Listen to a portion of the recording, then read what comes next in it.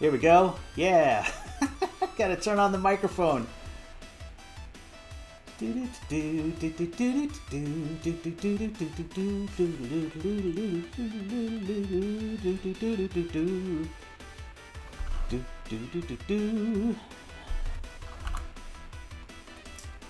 All right. Everything up. Hey, how's it going? Hopefully all the sound is working and everything. So, because last week I talked for like an hour and people would come in and then they drop out, but there was always one guy, it was probably Jim, left it up, and I had the I had the mic muted for like a long time. But the second half, yes, awesome. Sound volume all right, music, not too high, not too low. I'm talking loud enough. I don't know. All right, awesome. I will assume that's a yes. Excellent. Perfect. Sweet. Well, let me see. Hey, I was right in the middle of tracing some stuff through debug, but I'll hold off on that for now. All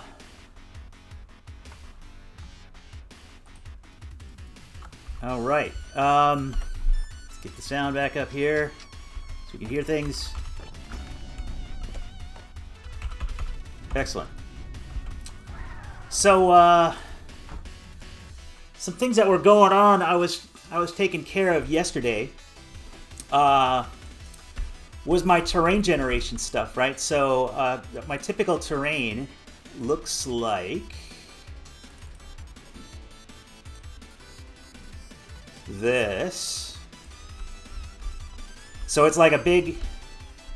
It's Unity terrain, right? If you've heard of it, if you know anything about it, you know it's kind of meh. It's okay, you know. In theory, you can paint terrain if you're like hand making stuff, raise and lower, do all the things, raise and lower terrain. Look at that! Oh my gosh, I'm totally like making stuff taller and shorter and all that. So that's all cool. Except I don't use it for that, right? I am scripting everything I'm coding it. Hey, thanks for the follow. Sweet. Hey, Jim brought the guys over. Guys and women. So, that's awesome. The more the merrier. Follows are good. Hey, who are we to bother me? Maybe heckle me a bit. Who knows? Jim's not a heckler. It's not that way. So, I was just talking about how the terrain here in Unity is pretty much designed for like some okay like hand painting stuff. So if you wanna paint various layers down, that's all cool. So it's kind of made for that. I can change my brush size and all that. Anyway, point is I don't use it for that, right? I am generating a cell-based game, a tile-based game. You know, under the hood here, everything is made of tiles, and I have to generate that and then modify the. Let's go over there. Where is terrain generator? There we are. That shirt makes me look like a game developer. Yeah, it's a funny joke from people that used to work at Raven. Like, everyone had so many Raven shirts. Like, I think I've probably owned 20 or something like that. I got a hockey jersey. I got a football jersey, baseball, right? Like, there's probably a curling jersey somewhere. Do curlers have jerseys? I don't know. I have a bookshelf. Yeah, I do. I have things like that. There's games on it, so that it's not entirely intellectual. It's for fun. I can hear the sound the follow makes. Yes. Thank you for the new follows. I actually didn't. I heard the sound, but I don't get to know who followed me. So somehow that didn't pop up. The tool I'm using makes a blink, which is great, and I have it set up for animations and stuff for things, but apparently not follows. I did for subs, but I'm not a partner or a scrub or whatever. I'm not one of those people that can get bits and subscriptions, so I just get a follow, so I never set up for a follow. Oh, okay. Follow and pops up with a running zombie in the name. Okay. Okay, you see it on stream. I'm looking right at the stream here, and I don't know. It's all good. So, all right. Well, that's silly. What the hell was I talking about? Oh, right. So I was talking about Unity terrain and how I'm scripting it. So, but thank you for the follows. Thanks for everyone coming over here and coming from Jim's Dungeon Man's / Summer stream and checking out what I'm doing here, which Jim does help out. He's been a huge help, not just like when he's been streaming, but like he keeps giving me like code, like, hey, here's a thing that'll like roll dice for you, or part strings, or do this, or like he just saved me from the fact that my game didn't run on any Russian computers or foreign language computers at all because I wasn't reading strings properly. So every number I read in came out as 0 if you ran it on certain international machines. Well, yeah, there's special things you got to do to make that right. Yes, cheers for the stream. And so we got some stuff here. So an example of what I'm doing here when I am generating terrain is I make a big tile grid of stuff, right? So it looks exactly like, let me just, I'll start it. We can look at this just for a sec, because it's kind of fun. I don't know. I kind of like how this has worked out all right for me. It feels like I'm not quite using Unity for what it's good at. Nostalgic for Heretic or some such. Yeah, that was a long time ago for me now. It was like 15 years ago. And, all right, I have a key for this.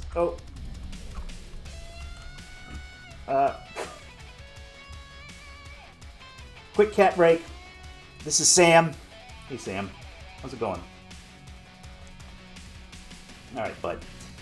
He, needs, attention yeah, right? So, he needs love every few hours. In the morning, once every 30 minutes. Luckily, he gets it out of his system in the afternoon. Come on, guy. Let's see if I can do this one-handed while while holding the cat. I have ways of getting him distracted, but so basically, when I'm generating a map, right, there is a big behind the scenes is a bunch of tiles, right, and I modify. Look at that, the fog is totally making this great. So I'll modify the height of the terrain and the texture in it based on some parameters in terms of what terrain it is, what height it says it's at, stuff like that. So, okay, Sam, you want a distraction? This is very difficult. All right, dude, I got my nuclear option here. It's a cat distractor. Come on, bud. Alright, we got the ball. It's going to just roll around and keep him distracted. Sorry, man. There you go. Alright. Cat break over. The wonders of streaming, right? I got a cat break key because, who doesn't need that? Alright, so back to business. Back to business. I'm going to go free look. This allows me to just kind of show everything, because otherwise I'm hiding a bunch of stuff outside of the edges, and I can't zoom out very far. But this hides all the fog and all that. So in this case, I'm dropping tiles down. There's game objects, and the terrain is working with that. So and there's a whole bunch of jibba jab for reading buffers, and I hate Unity because their documentation says that full map, where it is, out height map, yes, height full map. So I'm reading into this buffer, I'm editing it, and then I'm putting it all back out. But the dumb thing is, you do it. When you save it out, it's in y, x instead of x, y. So it's very easy to accidentally type, hey, this array x comma y, except half the parameters are xy, half of them are yx, and half of the ones that are yx say xy in the documentation, which is awesome. Thank you, Unity, for never fixing that. That's been wrong for like as long as I've ever used this thing. So I've been doing it for 3 years. I think using the terrain system for 3 years, and the documentation has said XY that whole time. So awesome. Anyway, so I'm taking that. I'm writing out stuff, and then I save it out in a. Oh yeah, yes. Get detail layer. You can grab it, and then you set the detail layer, and it will, stuff that back in wherever you want in the terrain data. But funny thing about this is that that's great, but it is drawing the whole world the whole time, and that's actually why my city maps run way faster than my outside maps, because it's, even if I'm zoomed way in like this, it's drawing, the whole terrain, and I can do 100, 200 size map if I want, and it's still gonna, they can't make it too easy. Exactly. So I changed that yesterday, and it took me all day, so I'm kind of proud that I did it. So Unity has a little tool. They added something in the last year or so to allow you to set the neighbor of a terrain, so you can like click on this one and say, hey, it's a neighbor of this one, and hey, it's a neighbor of this one. And what happens is it copies the data from this edge so that it's seamless, when you start editing the thing that's right next to it, right? So you can even like paint on, both. These are two different terrains, right? And I can paint on both. So that's amazingly handy, except I had to now support having as many terrain chunks as I needed. So now there is an array of terrain chunks and X and Y, and the first thing I used it for was this map, which is a highway. So looking at the game, I haven't had this hooked up, but I'm gonna run it anyway.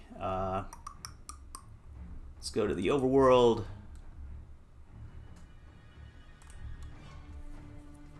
Here's how the overworld's gonna work. Come here, you. Start. I wiped out some assets so Jim can sync more easily, but I still got to get rid of more. There's just a whole lot of scripts and stuff. So this is the overworld, right? So, the idea here is that I can drive around and, and look at that. Apparently Steely Kit, okay, is going to attack me. I got to fight him in the battlegrounds, whatever.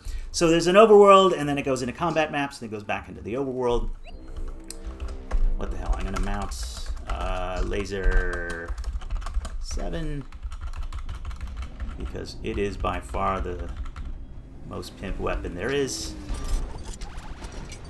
There we go. Killed him. Great. I'm such a cheater. Except I haven't found the exit yet. Come on, you. I don't have a console command to get me back, get me to the exit. But one thing I need to do is when you take out like the last person, and sadly this is not yet the exit. Isn't that sad? Like, it's kind of screaming to be exited. Hey, you. Run into you.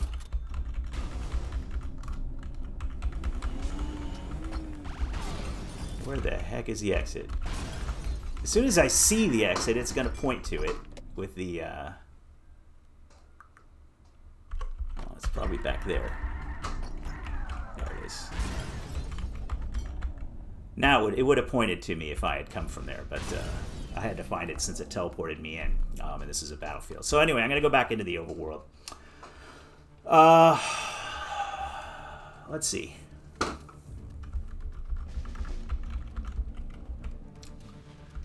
So, the overworld's broken into a whole bunch of sectors. Right now, it's a 10 by 10 grid of overworlds, and the different maps can have different biomes. So I can open the a grass overworld, which is not so deserty, right? And I've kind of left that to rot for now because I'm just trying to get the desert going. But between each of the sectors in the 10 by 10 grid, there are exits, so you can go out the north, depending on whether you're going north, south, east, west. You can take one of these exits to go to the one next door. Well, guess what?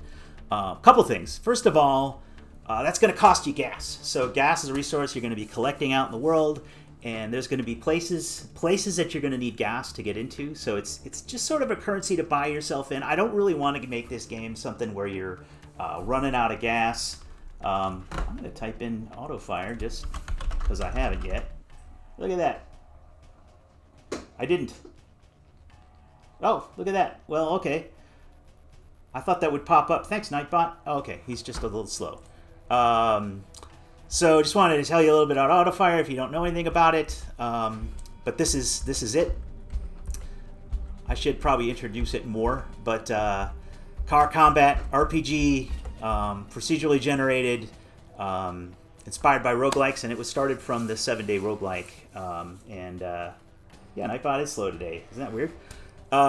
So anyway, that's going to cost you gas. So it's like, hey, I'm going to go to this next sector. Well, you're going to have to spend 10 gas, say, to take the road north. Interstate 66, whatever, to get to that next area. And there'll be certain like areas in the overworld you're going to need gas to access. And once you've gone through them once, you can skip those highways if you want. You can you don't have to pay gas a second time, or it'll be like half and half. It'll just keep costing less to go through it, because you're still going to be transporting goods back and forth between sectors. That's part of the game, is going to citadels and picking up loads and then taking them to another place. And so the reason I'm jabbing on about that is I made this highway map that I was going to hook in, and I have yet to do it. I just needed to get the map going, and again, it's long and skinny, so I wanted a big long highway, right? Of course, why wouldn't I want that? So let's fire this up. It's not a lot going on yet.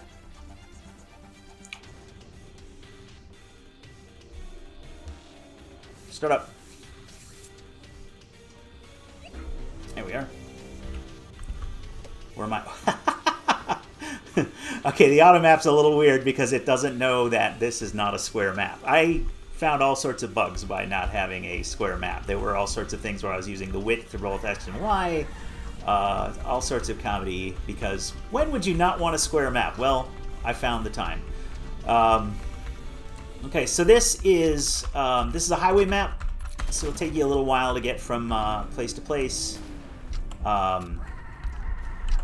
I'm going to be putting in some hazards, and obviously there's going to be enemies that are going to like mess with you along the way.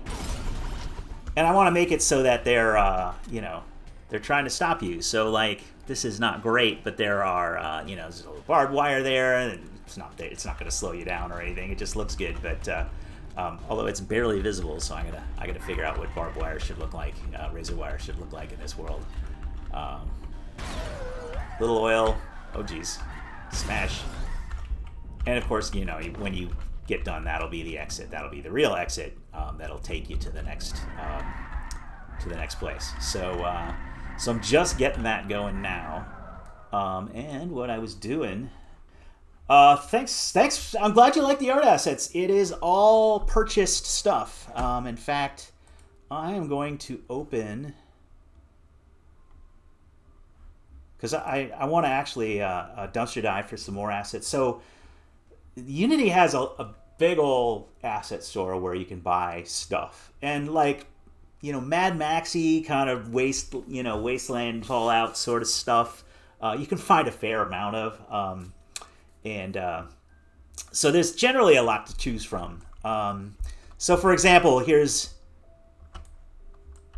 is a map, just a package, or a project, right, where I just dragged a whole bunch of the assets that I bought and put them into a few scenes, just so I can browse if I need to, see them all next to each other and see what they're like.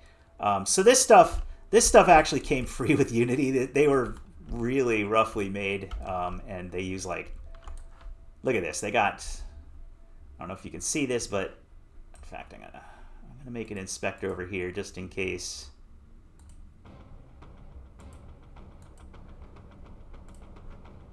I could just make multiple inspectors if I want, and just in case things are blocked over here on the right, sometimes I'll bring things up over here. So usually a good thing about an asset, a well-made asset, is you just using one material, and not a lot of meshes.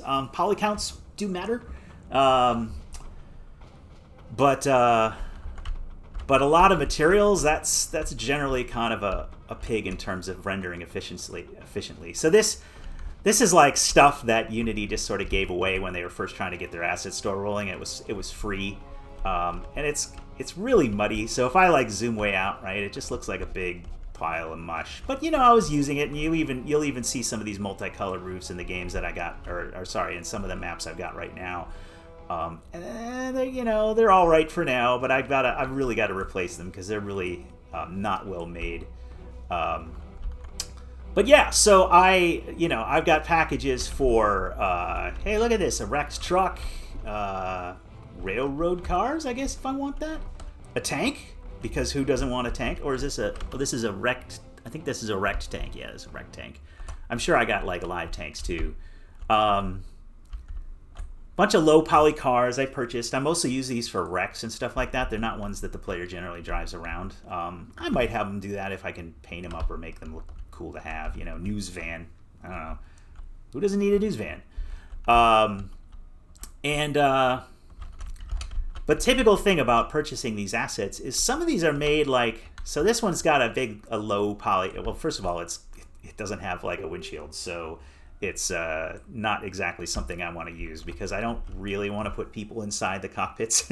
I'd rather have something like, this where you can't really see inside, or some of my cars, the windows are totally opaque.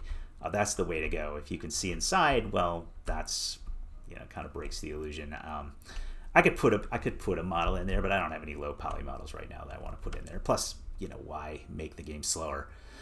So anyway, yeah, I got a big pack of cars.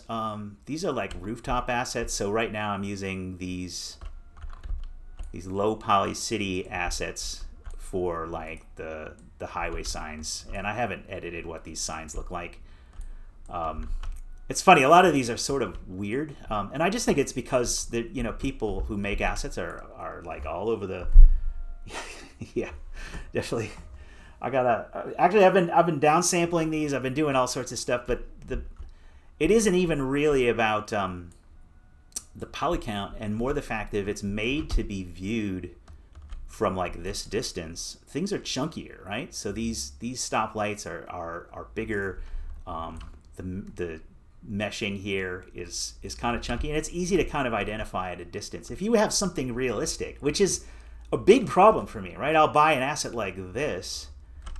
No, not this. Actually, I don't have any of those here, but if you buy certain assets, they can be really high detail, and that's sounds like it would be cool, but it's not. It's not really cool at all, because I'm going to load up Showcase 2. That is just another map where I dropped some things down from a different package. Come here, you. There we are.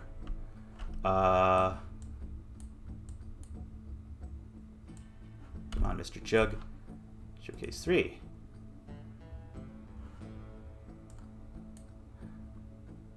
Well, anyway, you buy stuff that's intended for a game like Fallout or something like that.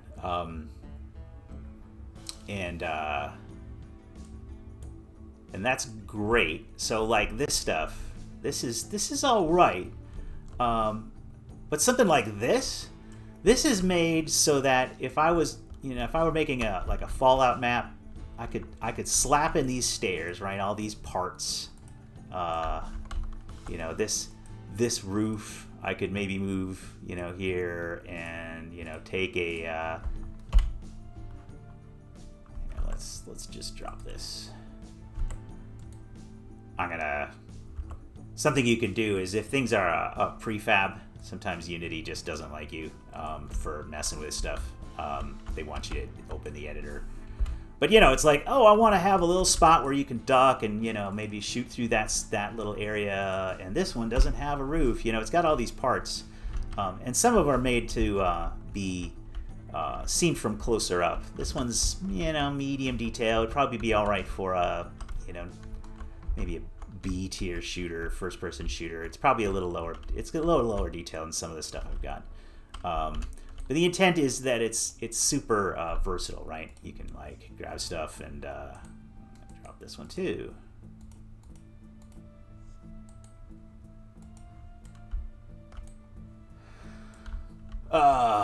Take the canopy off. I'm gonna move these bricks around, whatever. So it's great. It's great if you're making a shooter level, but that's not what I need. I need something that I can look at from up here, and it looks like a thing. Yeah, no, the asset store has so much stuff, and even if I'm just gonna look at the library of the things I've bought. I've probably bought way too many. I mean, I have bought way too many things, right? So if I look at my assets, I got 286 items. Probably 2/3 of them I paid for. Like the other third were free, right? Yes, I get them all legit, of course. So 165 of these are 3D. This browser is actually way better than it used to be. I bought little cyborgs. I've got Toon Soldiers here. I've got a garage. Industrial City Pack, right? Here's a thing I bought that I never used. It's sort of a... Oh, jeez. Yeah, you can't look at that from here. It's just a limitation of this particular version of the store. You can open in a browser and you can watch movies and stuff. Yeah, the modular stuff's great, right? Totally. If you want to make a map, you can download this stuff.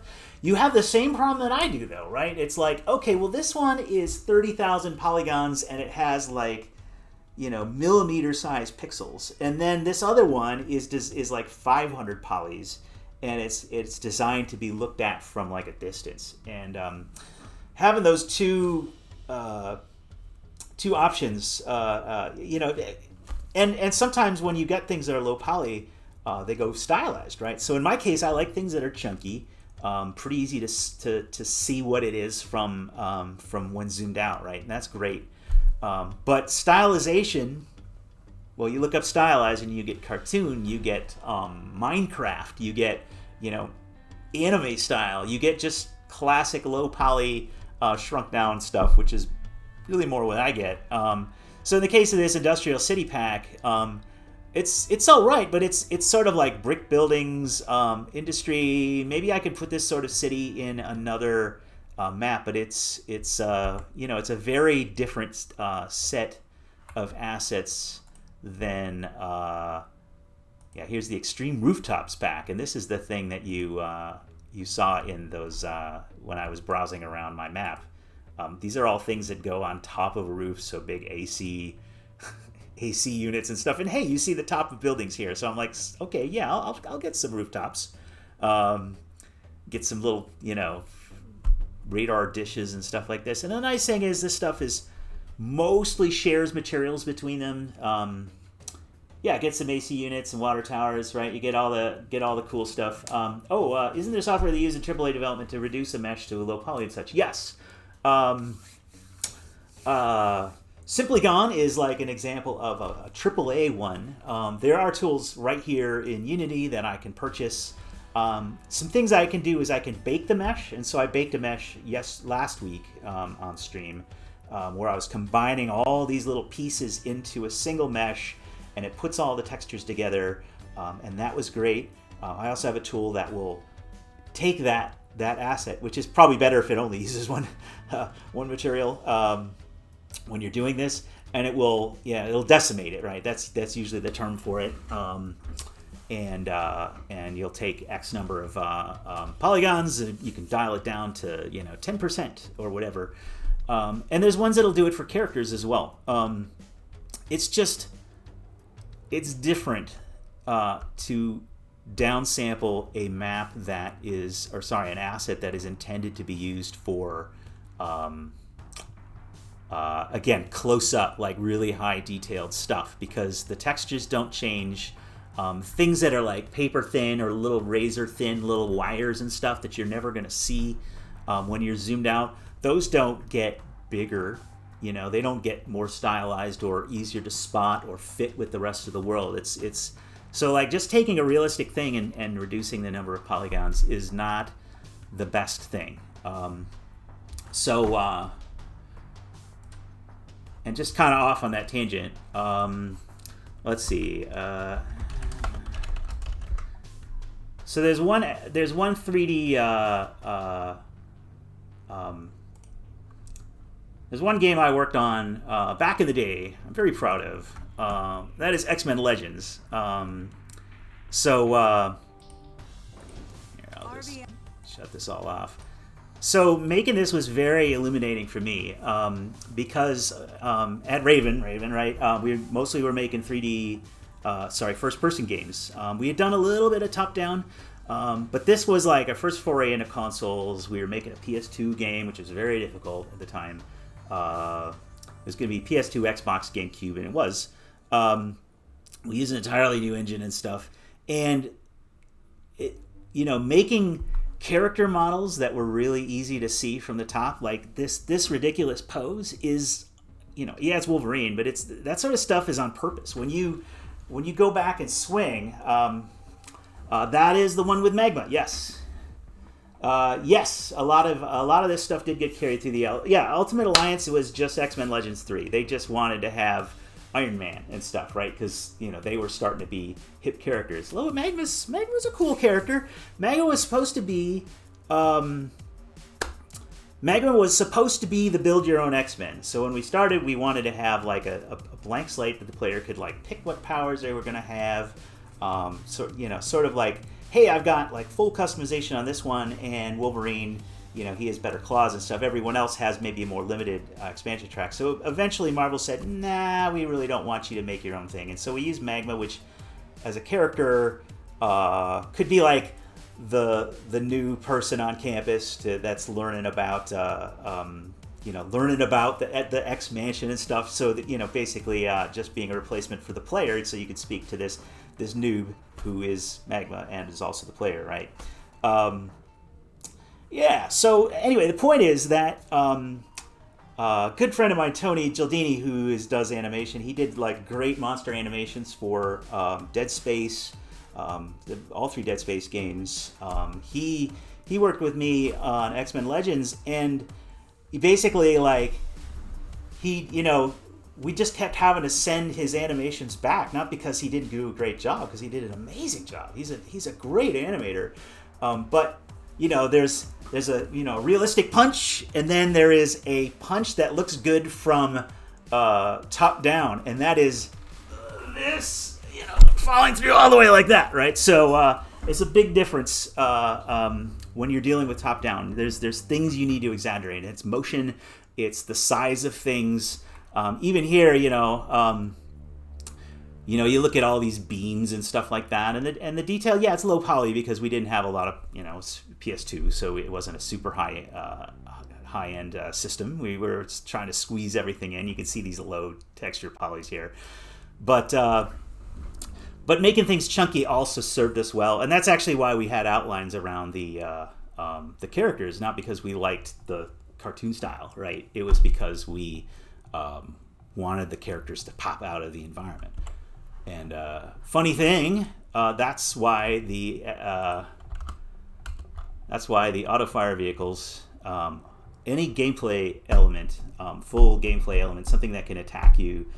The heavy outline looks nice, but the main thing is it made things really pop out of the environment. And especially when you had 4-player co-op, you needed to know where all 4 X-Men were, because you were couch co-oping with 4 controllers, right? And it was important for all those different characters, the enemies and your heroes, to be super visible. So same thing here, right? That is the DNA of this, and that's why I'm using a toon shader basically for my cars and certain things. Stop clicking on that. So yeah, there's an outline shader on this guy, which is another asset that I bought. I mean, it's, you know, these things are like $10 each or something like that. And sometimes you can make a small purchase that really makes a big difference. So that sort of thing allowed me to, you know, and the barrels have an outline on them, right? And it's not perfect. It's not a really like pro AAA tier outline. I'm hoping I can get away with it rather than having to write something fancier. But so far, it's worked out okay. It's a very similar technique to the way we did in X-Men Legends, which was just super low tech. So anyway, wow, that was a hell of a tangent. And I love talking about old stuff I worked on, right? I mean, hey, I gotta reminisce sometime. So what I got here is apparently a big star. Let's click away from there. Okay. So now I have a big long map, and the highway runs down it. Go to my outpost work. Yeah. Oh, bright players straight on a darker background. Yes. Yeah, I know, right? Like, there's something different about how games looked on a CRT, versus playing on an LCD, and that's why, you know, the purists really like playing on their Trinitrons or whatever, you know, old tube TVs, because it's still where it's at. There's nothing like, Super Nintendo or especially some of those earlier systems on a regular TV, you know, like big square, perfect colored pixels are not really, just don't feel the same, you know. So I'm going here to the unhide my plane here. Turn off my gizmos. All right, so I made. So this is a highway segment, which I made with my patch generator. It's a tool you'll see me use from time to time here. And it means that I can make this any length I want, and this center region will tile as many times as it needs to. So if I make this like 200 long, this is 38 long. If I make this 200 long, it'll just keep... I don't know why I keep pointing at the screen. It's like pro tier streaming here, pointing at the screen. That's really going to help there, Pat. Anyway, 38. This thing's 38 long. If I want it to be 200, it'll tile this multiple times until you get your 200 long strip, and then these caps, these end pieces, will always be at the ends. These are the margins that I declare. So this is just a system that I made. I can change those margins to be, you know, smaller if I want. So I want this to be 3 because I want this highway sign at the very end here. So I put that in. I made it.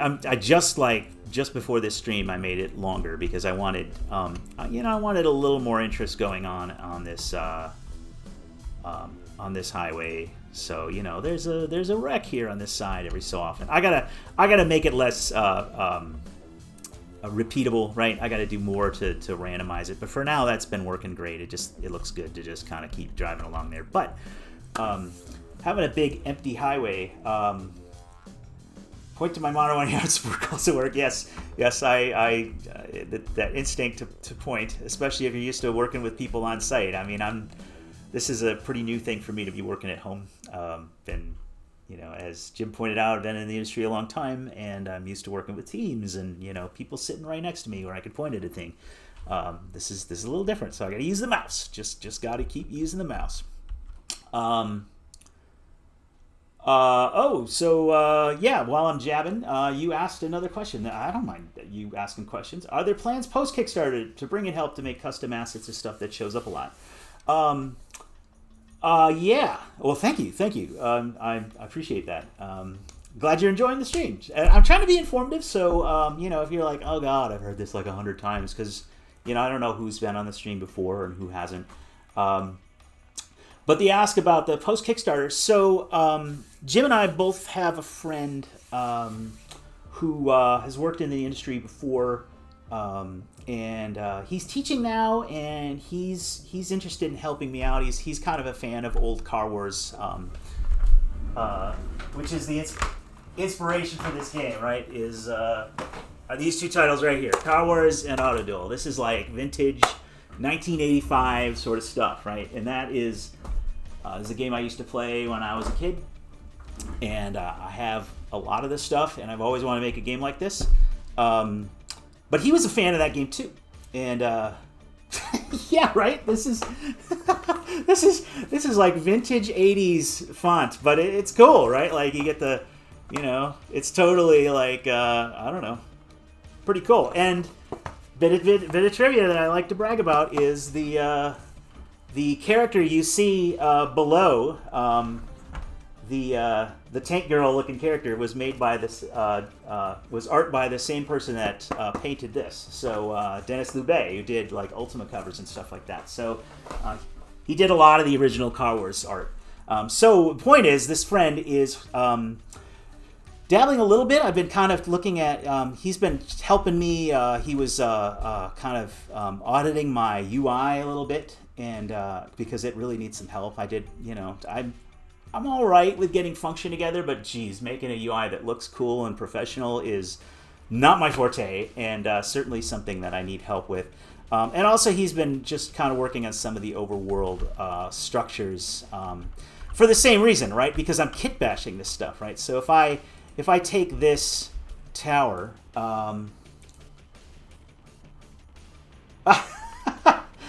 well, thank you. I'm glad you love Legends. So yeah, I was the project lead on it. So that was kind of like my my mic drop moment at Raven before I wanted to move out of Wisconsin. But Raven was great. I was glad to be able to be part of that game because it lived on, and those the Ultimate Alliance games after it. I mean, they all, in fact, at least Ultimate Alliance 1 had some bugs that I still left, well, not on purpose, but I knew were in X-Men Legends 1, still were in existence in Ultimate Alliance 1. So obviously all that stuff, all that code and work that we did lived on for sure. So anyway, yeah, this friend's going to be making me some better, some of my overhead stuff needs some help, so he's going to be making me some models with that. He's working with me on the UI. I could really use a new garage. This garage just doesn't fit with any of the rest of this stuff. It's just, that garage pack I pointed to in the asset store is this. And the funny thing about it is it's made so that you can be inside, and there's like equipment in here and all that. So I actually use it for like screens when I'm doing the loadout screen, and you go to a garage. I actually use the interior of this garage for that, and I use the exterior for when you go in. And again, it's just like it's meant to look good close up. These little portholes and all that stuff gets lost when you zoom way out. And for that matter, the material count is a little high for this, so it's just all work to be done. So. Anyway,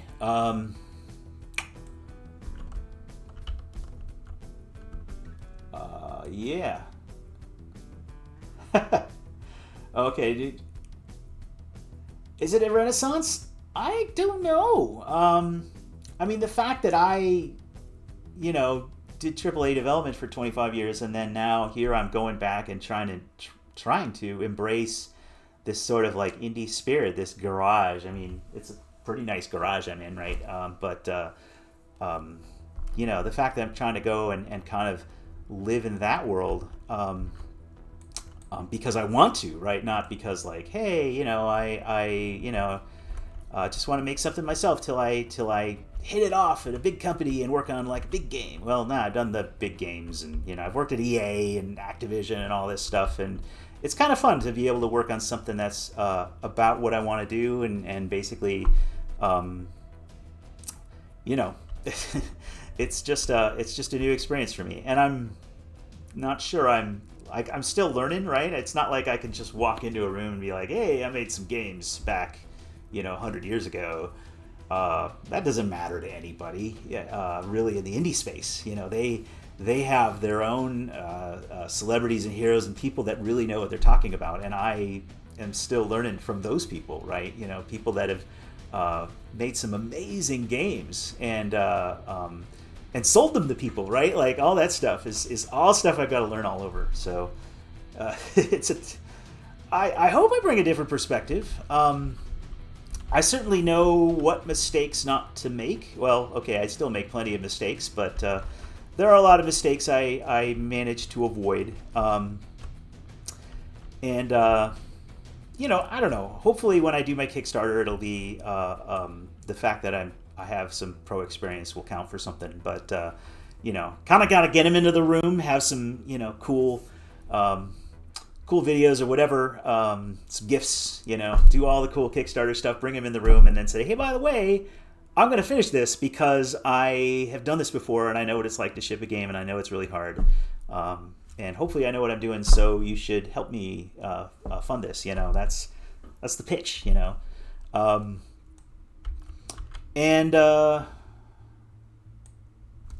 appreciate you saying that that's what's needed. I like I said, I hope that's what's needed. So I came in here because I don't mind the conversation over there. I'm just going to keep people entertained, and also hopefully get a little work done here. So I made this highway, right? And then over here, what I'm doing is I dropped in. I made some other patches, and these patches, again, patches are like clusters of tiles and objects that I can place anywhere in the world, and I can rotate the collection. They're a way for me to put crafted content in a procedurally generated game, right? Otherwise, if I just like put it down object by object, there's not going to be little set pieces or anything like that. Like, this wall corner, has a watchtower here, a little piece on the corner here, and I can plop that on the corner of any wall, or I can use this corner, which is a little different. This here, like this is an overhead. Turn the gizmos off here. This is like something at kitbashed, which is like when you go into a city, you see this, and the entrances are in certain spots, and I'm able to put that all down with a single patch.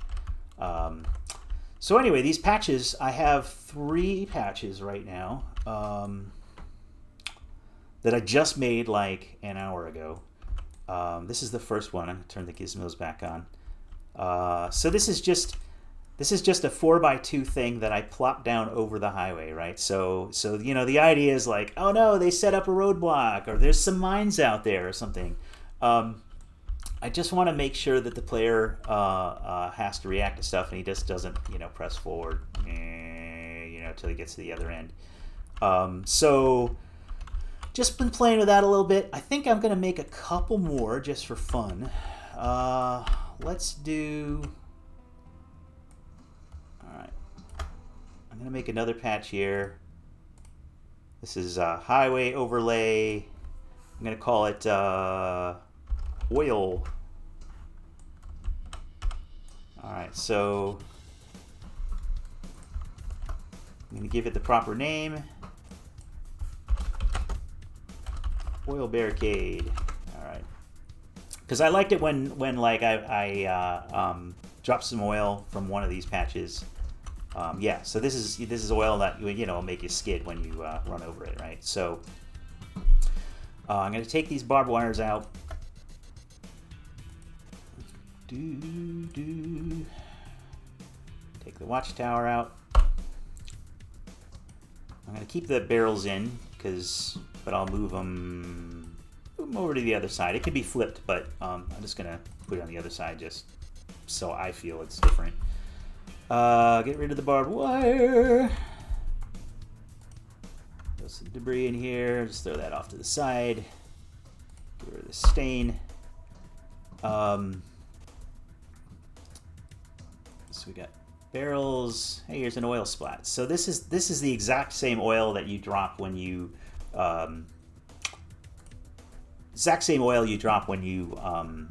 use your oil slick. So I'm gonna drop in some oil. Let's throw some of that in there. I'm gonna rotate this. I think this oil should rotate automatically. I'll check. But yeah, I don't want it to look completely identical, so I'll rotate this a little bit. Yep. Put some oil in here. Flip this around. His weird little nubby is what kind of makes it, unfortunately, a little obvious when you rotate it. But you know, so maybe I'll try a different splat at some point. But for now, it'll just have this little weird nubby nub here. So I got the oil cans here. Oh no, the oil was spilled. I'm just gonna leave that there. Some debris. It's good enough. I can always edit this until I'm blue in the face, and it's very fun to do that. But let's just put that in as a new patch type. And then another one that I want is it's a set of mines, because mines are awesome, right? Like, who doesn't want like landmines and stuff? Well, I know I don't want it in front of me when I'm like driving, but too bad for me. Here's some mines. Let's make a cluster of mines here. I'll rotate these two. I'm not, like I said, I can't remember. There's a flag I can put on the end of the and make it rotate randomly. Can't remember if I had done that in this case. Oh, geez. So these don't actually have to be right on the they don't have to be right on the even, you know, right on the edges here. Sorry, it doesn't have to be an integer coordinate. I can have them pushed off to the side a little bit just for visual variety, but the game won't treat it any differently than if it's, you know, right in the center of that cell. So you don't want it to you know, I don't want it to be in that cell but pushed way over here, because it'll look like you might be able to avoid them. So I'm just gonna nudge these over a little bit. A funny thing about these mines, and this is what happens when you kit bash stuff. Let me go in here. Look at that. Guess what these mines are? They are those barrels you saw back there, except squished really flat. So that's like the beauty of kit bashing. You know, I throw a little flashing effect on it, and there you go. Right? It's you know, it works. I actually completely forgot that until I did this. So I even fooled myself thinking that I'd somehow made a mine counter. I did not. This was long ago. I swear, probably like 3 years ago when I bought these barrels. Anyway, there's some mines. I don't want to have debris next to everything, so let's select that prefab asset. Anything else here that I can put? It's a pallet. I don't know why there'd be a pallet out in the desert. Cars could be fun. Yeah, all right. For this mine one, I'm just gonna put some wrecked cars here. Except that's a car wall. I don't want a car wall. I've got a wrecked car here somewhere. There's Rex. There it is. Let's drop that baby in. I'm gonna take this debris out. Rotate this car a little bit.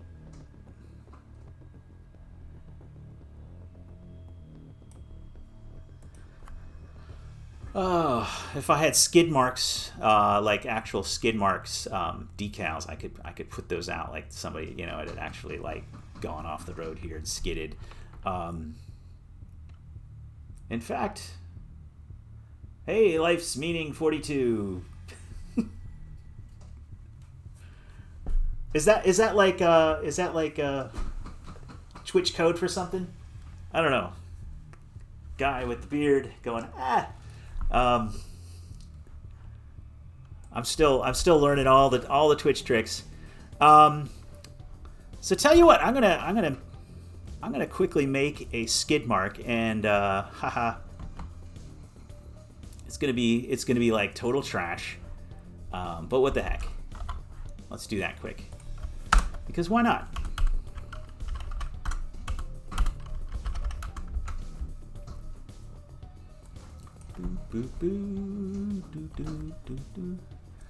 I just wanted to have something that like I could place here, and they just go off to the side here, right? So I'm not gonna try and make this look good. So I apologize if I make your eyes bleed here.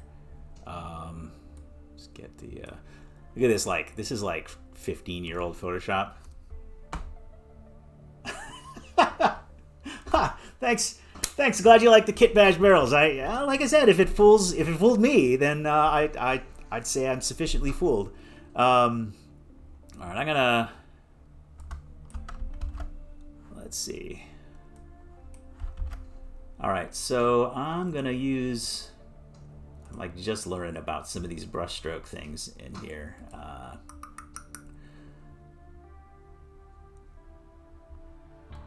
Control pressure. Let's not do any of that. All right, I'm just gonna do this quick. And you're gonna see how terrible my real art is. Here we go. Whoa, no, it went over here. I'm gonna make the game sad. Wow, that's total garbage. I just want to get something in so I can see what it looks like. See if I even want to try and make a good version of it. Let's see. Let's lighten that up a little bit.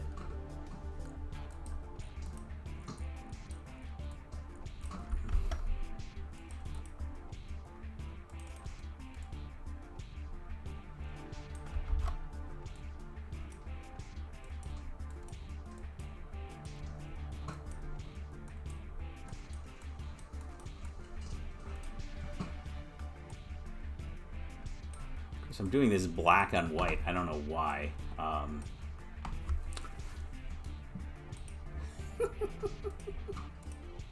This is amazingly terrible. All right. Fine.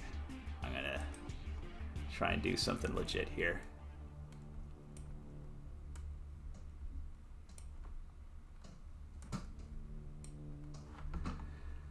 All right.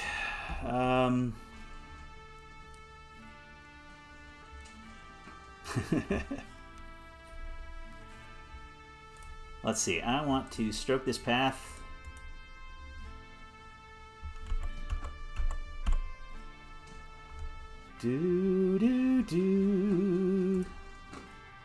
As.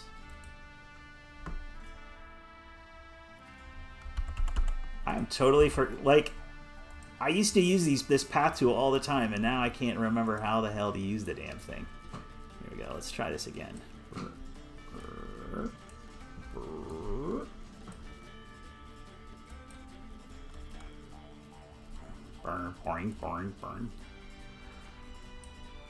So I've mentioned this before. This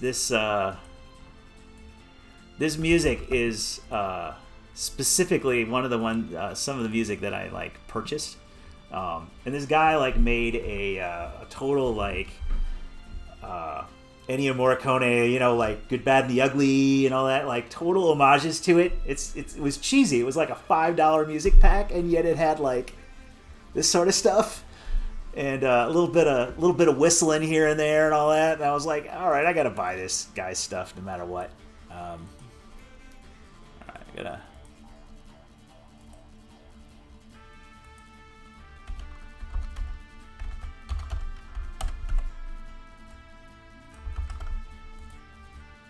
Come on, you.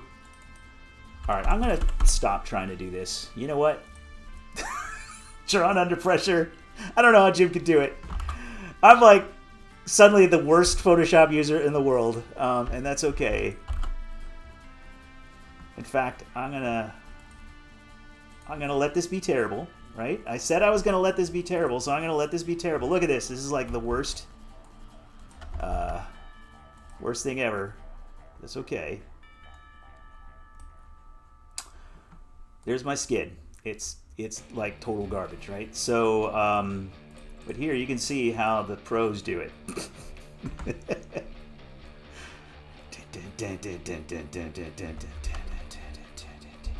All right, I make a new channel. Flip that backwards. Like this. I'm gonna load a selection. So basically I made a selection out of this thing that I drew because I wasn't smart and like made it, I wasn't smart and drew it on a transparent layer because I want this to be transparent, right? Load selection, burn. Alright, let's turn this off. I'm gonna fill this in, there we go. So that's an actual transparent thing that is trash, but hey, we're making art. We're making art right here, live on air. This is why I need the other guy. So, oh my god, that was so bad. All right, we'll put this here on, I'm just gonna put it right here. It's total trash, but hey, super PNG, we're gonna drop some in. Tire skid .png. There we go. Look at that. Pro tier.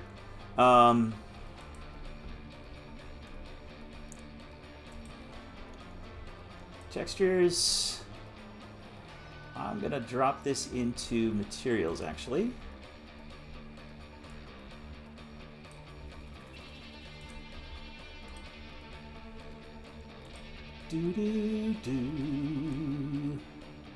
Alpha is transparency. Yes. Why else would I have made alpha? All right, let's make a material out of this.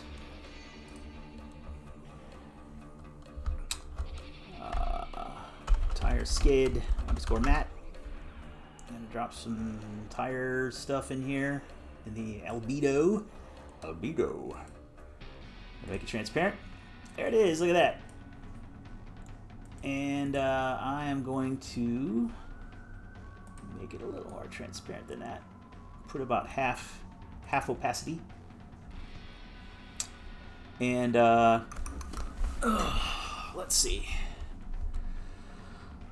Where are the stains? I'll put it where the all the stains are. Stains. In fact, I'm just going to make a dupe of the stain. All right, tire skid underscore PF. So this is a prefab, which again is like a pre-created cluster of game objects. So there can be one thing within a prefab or many. I was using a blood decal, and I'm going to change that to tire skid, the thing I just made right here live on air. Hey, look at that! There's a tire track that isn't quite as bad, but it doesn't have curves to it. All right.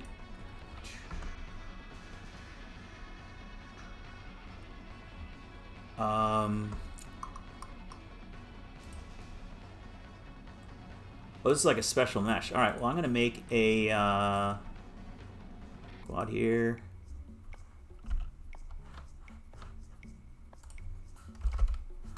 There we go.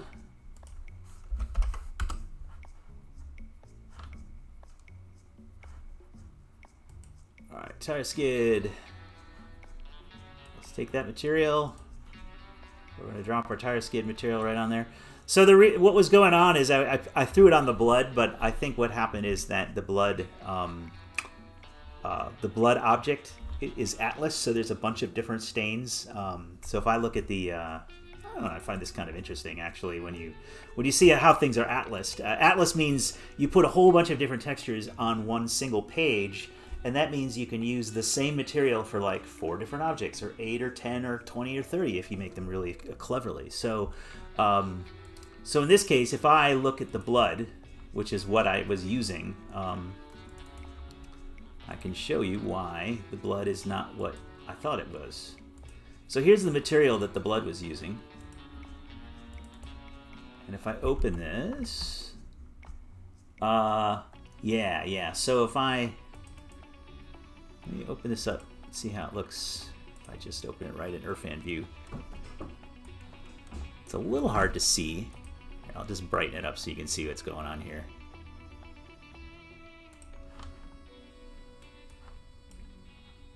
Brightness.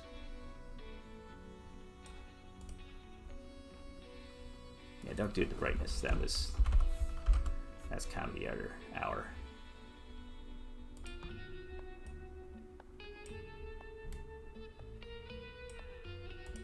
Here it is. So this is why when I use that other mesh, it doesn't work. So this is actually atlased so that there are 3 different blood splats that all use the same material. And the way it works is they'll have a quad that is textured with this part of this texture, one with that part, and one with that part. So there you go. That's an atlas texture, and atlases can get very complicated. So in this case, I didn't want for my tires, my tire skid here. Where the hell is it? There it is. Tire skid. Let's get rid of this. So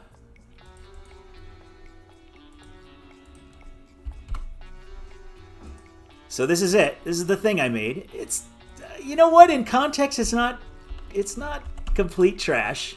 That almost looks like it might have been not terrible. Just gonna make this thing bigger. Come on, you. This looks like some skids happened. Put this here.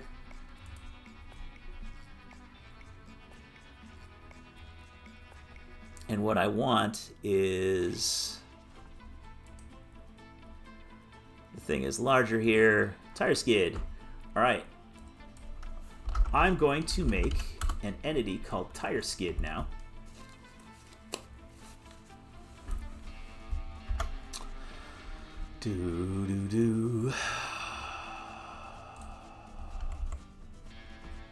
And let's make I gotta make a prefab out of it again because I disconnected it. Where's that stains? Here they are. Select prefab asset. Okay. All right. Tire skid. Here you are.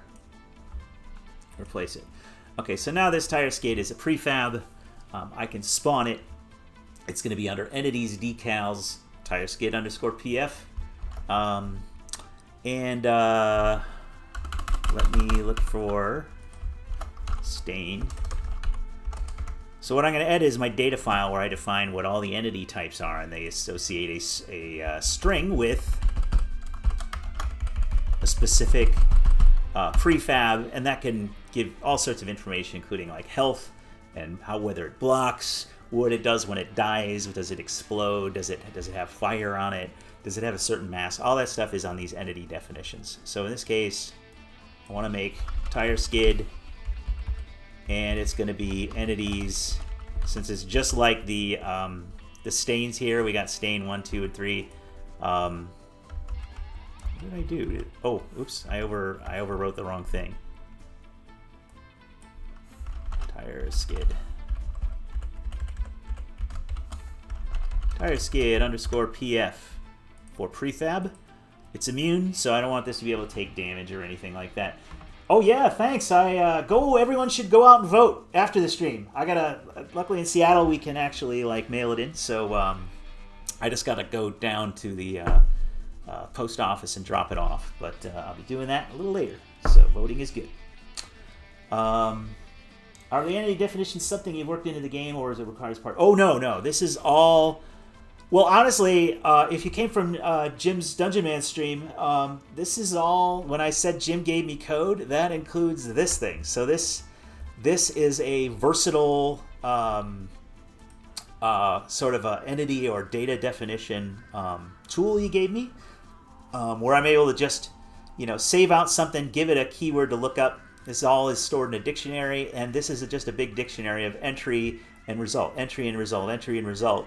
And it's used all over the place because, for example, like I can say, hey, when I make a, well, actually, I gotta add stuff. Remember, I added those mines and the oil slick to the highway.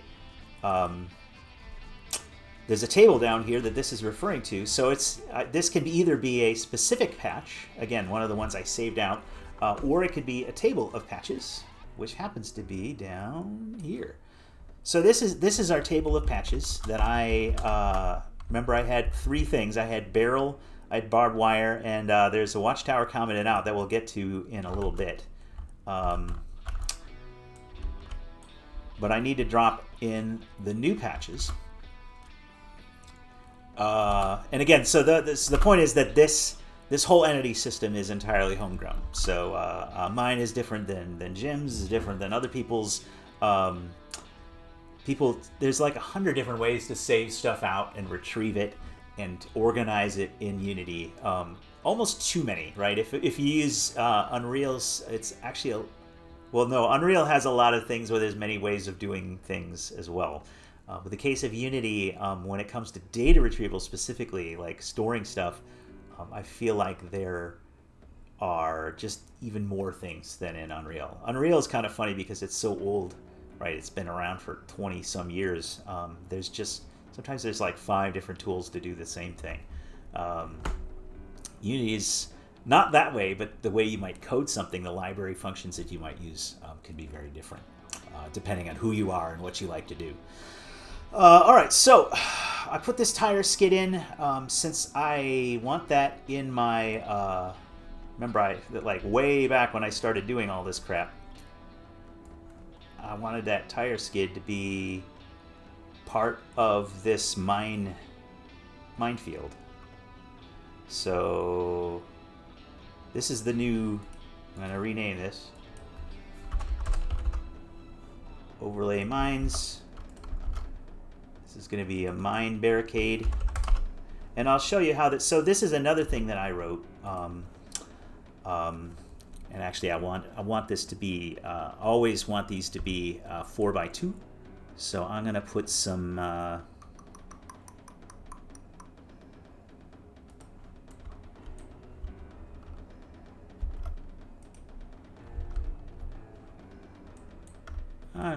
said I wasn't going to put debris in here. I'm gonna have some damn debris here. Why not? Just to pad this out a little bit. We'll get to this in a sec. So let me save these out, and then I'll show you how that gets entered into the table.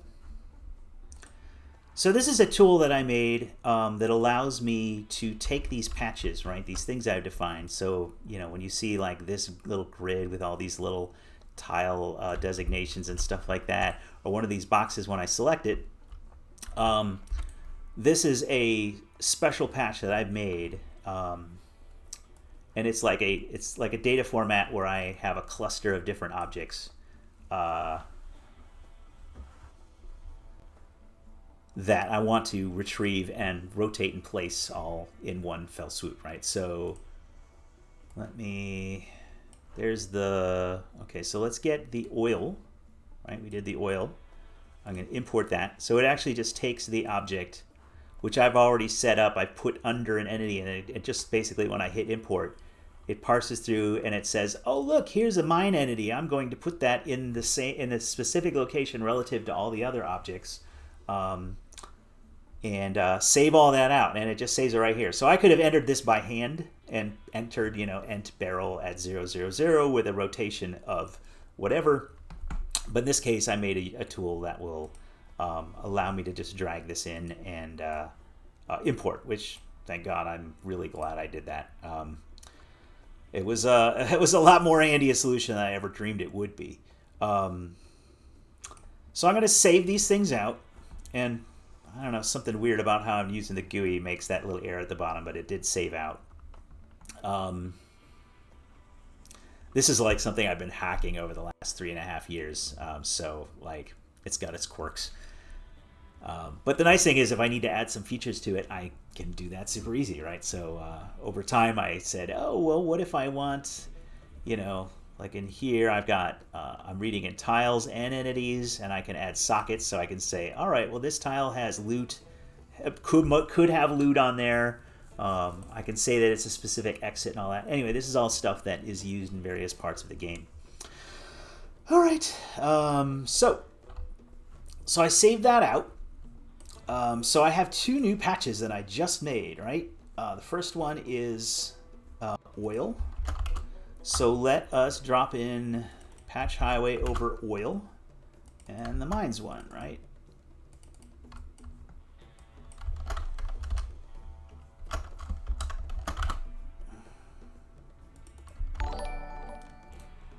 Hey, thanks for the follow. I don't know. Hey, Arbar Hunter is now following. Excellent. Thank you. I did spot the zombie this time. I thought I changed all the zombies to cars, but I have yet to change that particular message. All right, so every time it puts down one of those like barricade things over the highway, it's going to roll some dice, right? And it's basically this is the definition of how it generates a highway. I set it up so that there's a 50 every certain amount. There's 16 regions from end to end. Every one of those regions has in this case 50% chance. I can set this to whatever I want of having one of these patches from this table being placed on there. And just because mines are maybe a little heavy-handed, I'm going to make the mines a little less likely. So this is a weighted table, right? So imagine these numbers are all added up, and that's the total chance.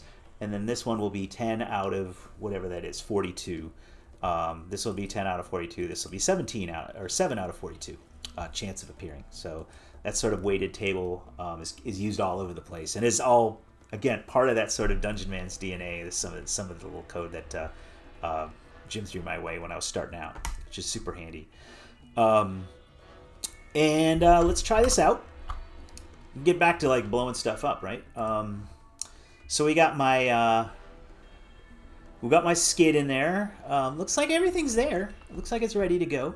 So and I made the skid right here on stream, and it doesn't look as terrible as I would have thought. It's still not good, but there you go. Art made on stream.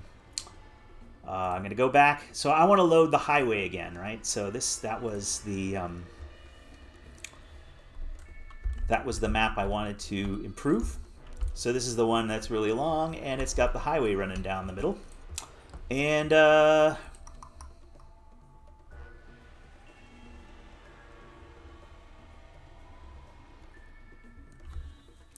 starting.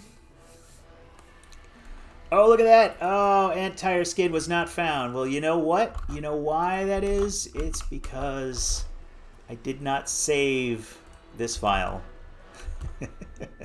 Beauty. Okay. So it tried to spawn the tire skid that I had just made, and it couldn't find it because that data file that told them what the tire skid is supposed to spawn, prefab-wise, hadn't appeared. So here we are. I haven't got this set up yet to start from one end and make you go all the way to the other. So let's just pretend I just spawned in here. I'm going up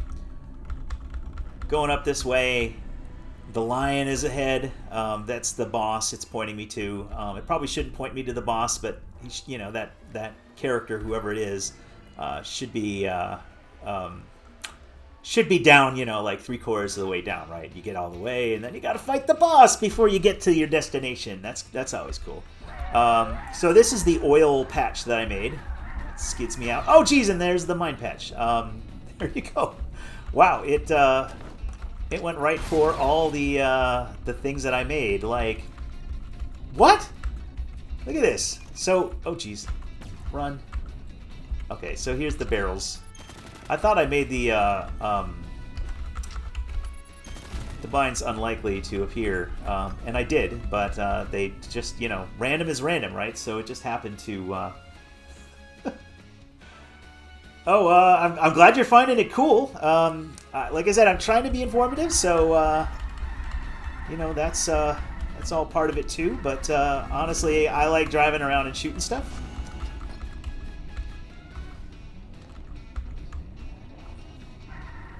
But what I didn't see is how my so this is just the normal skids that I drop, when I'm driving around. Those are all programmatically created, and then there's the garbage that I just painted here on stream. I just want to take a quick look and see whether they're visible. Oh, the oil just disappeared because it has a turn limit. It only lasts for 50 turns. Let's see.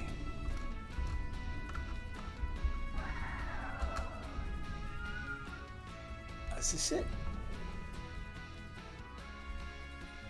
Interesting. That's oil.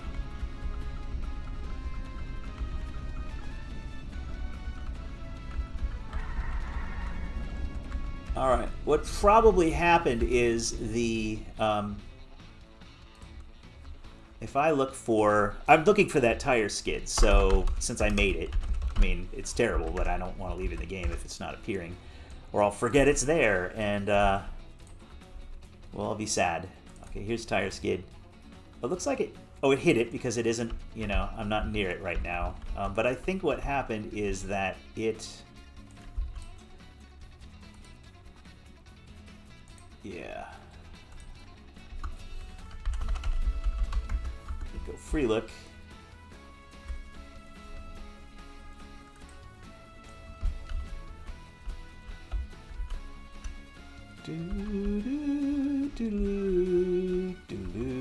Okay, so it's next to these burning white cars. I thought some of these cars were red and some were white. It's apparently everyone drives white cars who decides to get blown up. So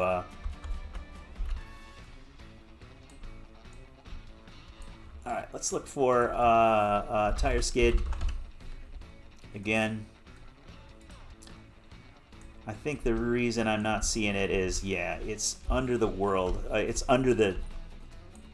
See, it's under the decal because there's just a really big quad, right here, covering it up, because it is pushed up by 0.02 units, meters, so 2 centimeters up from the ground, assuming this. You know, assuming a tile is a meter, which it is not. It's probably about, I don't know, 5 meters or something like that. Is what 5 to 10 meters is what a tile simulates. Tire skid.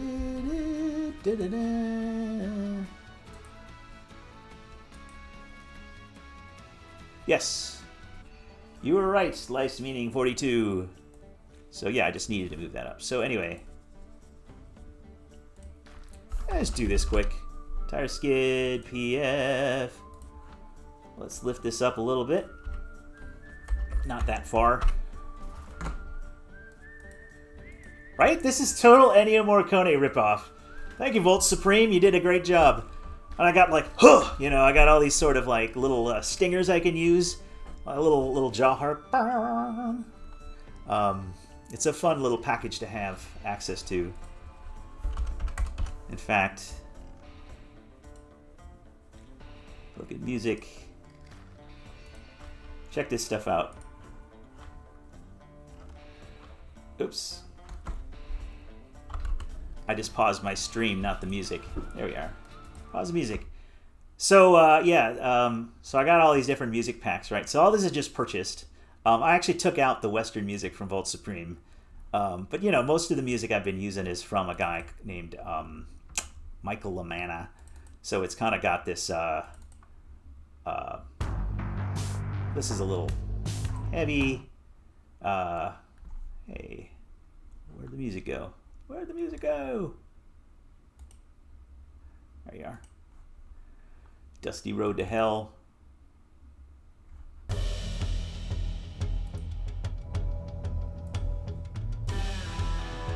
You know, pretty cool. This is what I'm using for I think regular combats. Anyway, so this guy Volt Supreme, he you know, made this sort of pseudo Western music, and I used it for like a year. I took out the other stuff and I put in this sort of semi pure Western. But I've been moving away from the Western stuff a lot. Like this isn't just like a Dust and Misery world. But I kept the stingers because it's got stuff like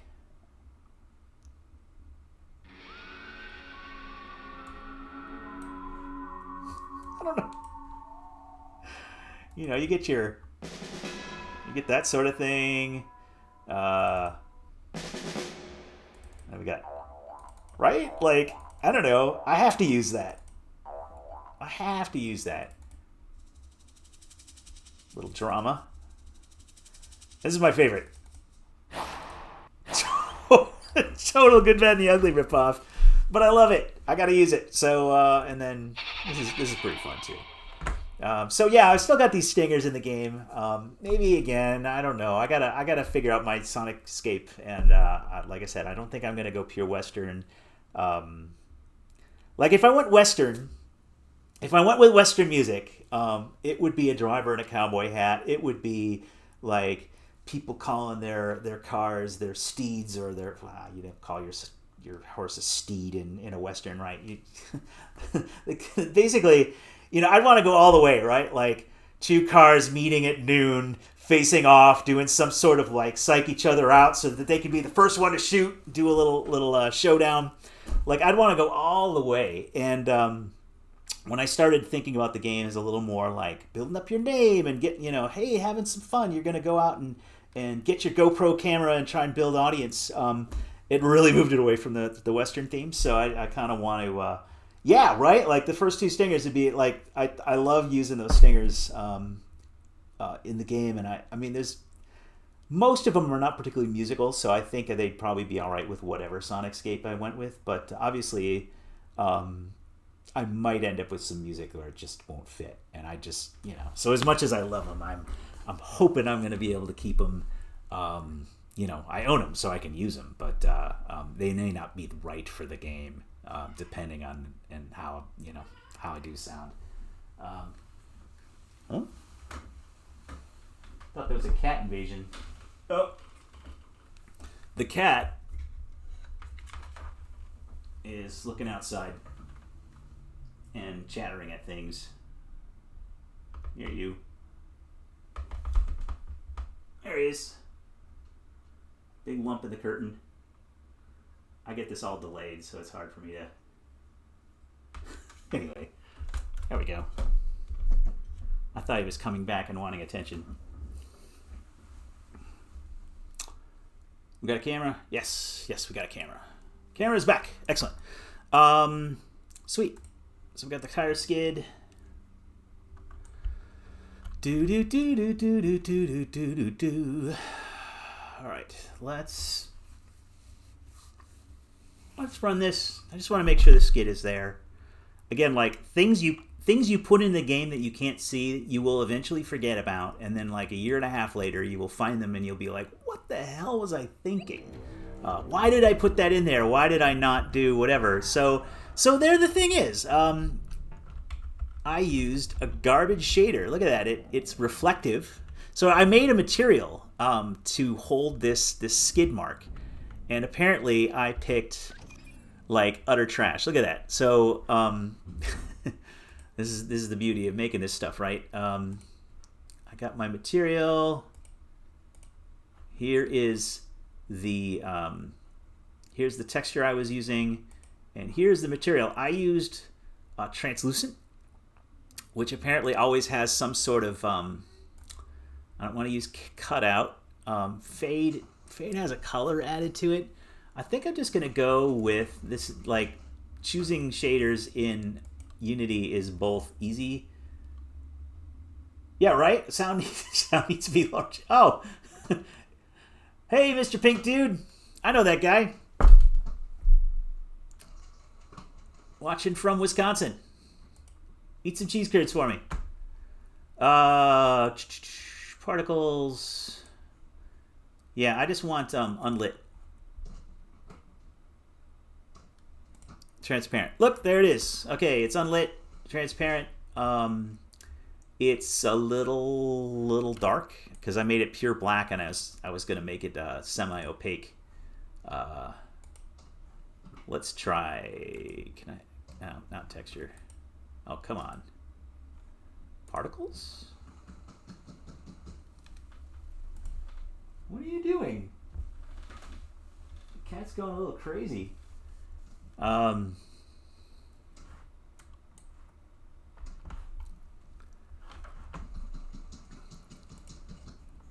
All right. Unlit.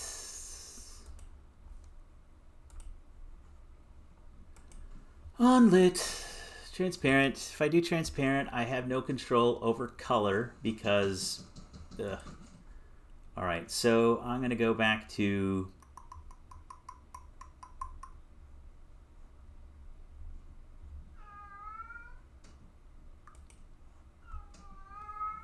I'm going to go back to this.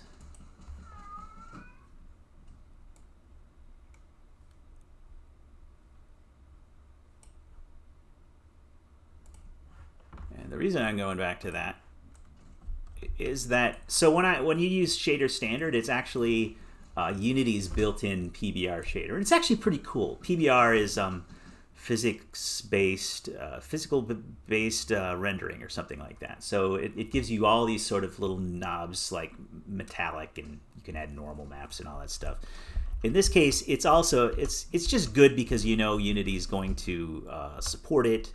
You're not going to end up with a shader that isn't going to work down the road. So, you know, if you can use the stock ones, it's usually good to do so. It's just generally like if you're making something like a special effect like this here, or a particle like these flashes or something, that's a situation where you might need to use a different shader that's not standard. So in the case of this, I see if I view it from this angle. Or if I go back into the game, actually, it's light, right? I think that's smoothness. So yeah. So I bring this smoothness down. I don't want it to have reflected light, right? If the light's kind of coming from a certain angle, I'll give it a little bit just so there's something dynamic going on. But anyway, so we got our thing. I got my mines. I just got blown up because I like running into barrels apparently. Let's mount some multi-rocket. What are you doing? The cat is like pawing at something like a complete nutball. I don't know what's going on. Hold on 1 second. Are you okay? Are you trapped? Are you trapped?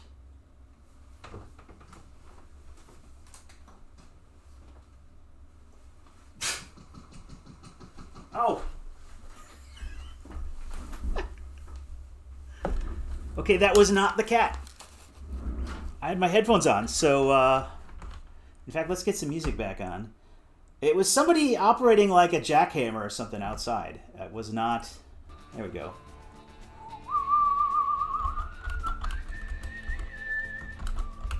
Let's start this over. This total like fistful of dollars ripoff. Yep, this is. It would have that. Fistful of dollars music. Alright, so I got rockets now. Multi-rockets. Multi-rockets. Blow some stuff up.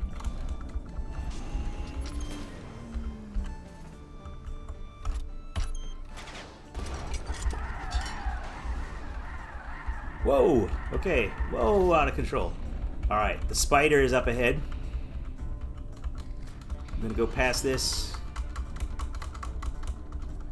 And there's the little skid mark over here. So look at this. You shrink something down.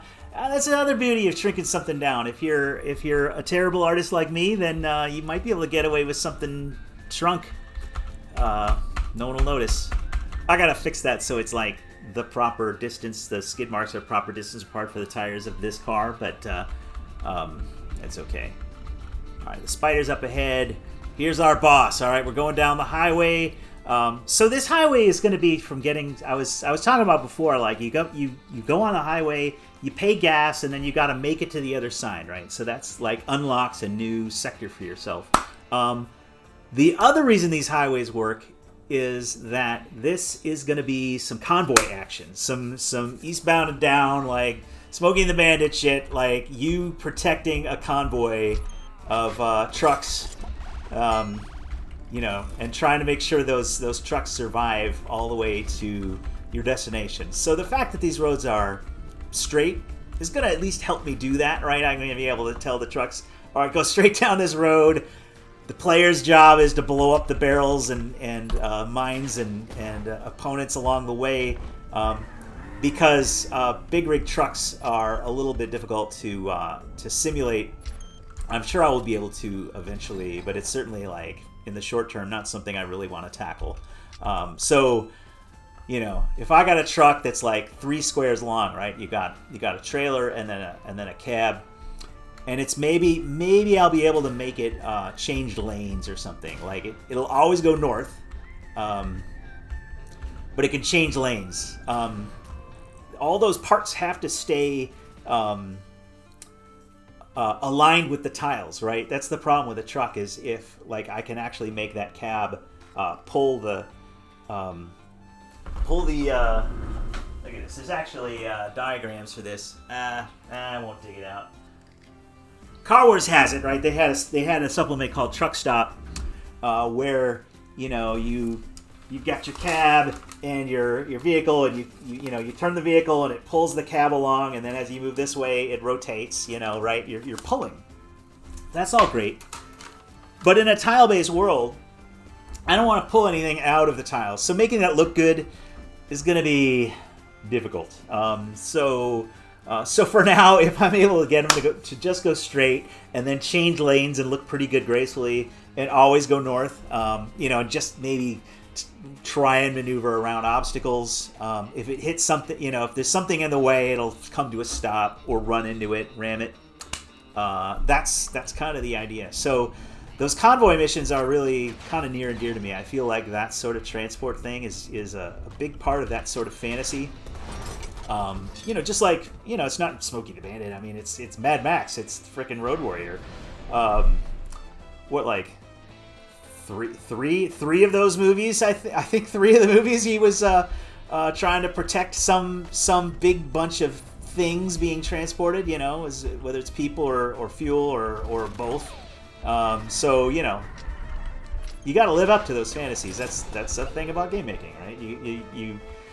You want to know what people feel when they're making the game, or when they're playing the game, and then if you don't deliver on what is in their head, when they finally get down to playing it, you're going to disappoint them, and you don't make money by disappointing people, so it's just something to deal with.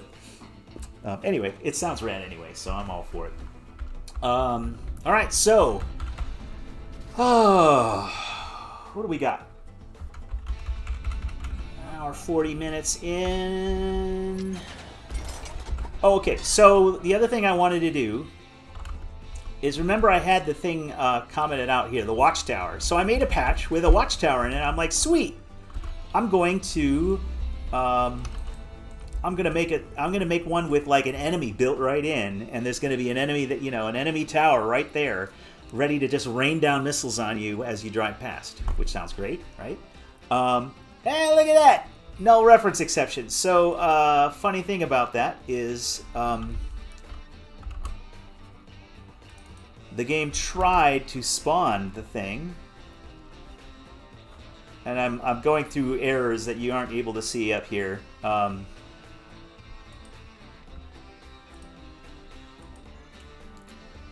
So here's the first thing that failed. It tried to load this, and it was expecting an entity. It wasn't. It didn't know. There's a variant of an entity called a pawn, and a pawn is an entity just like any other, except it has additional NPC stuff. Like it knows how aggressive it is and how far away before it reacts to you. It's an entity with all the health and everything, but it's got all the stuff to have an AI driving it. So. So this could be a car, it could be a tower, and those have a pawn data instead. So this, I don't think this is going to be very difficult to fix. Here,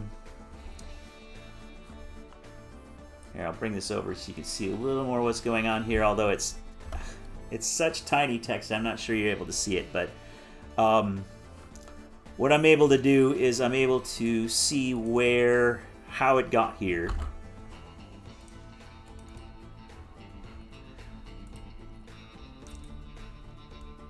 So it decided it needed to add an entity when it's drawing the patch.